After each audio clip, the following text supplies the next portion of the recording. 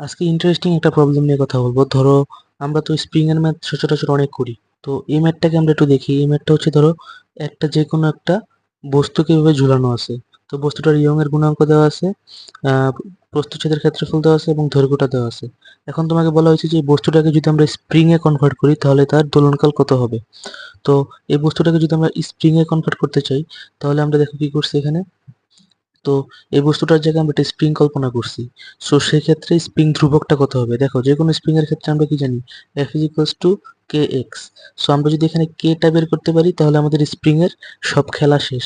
তো এরকম একটা জিনিসকে স্প্রিং এ রূপান্তর করতে হলে আমাদের কে এর মানটা হবে Y A by L.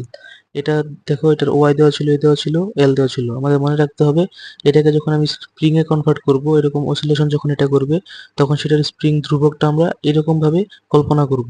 Y যে স্প্রিং ধ্রুবকটা হয়ে যাবে ওয়াই এ বাই এল।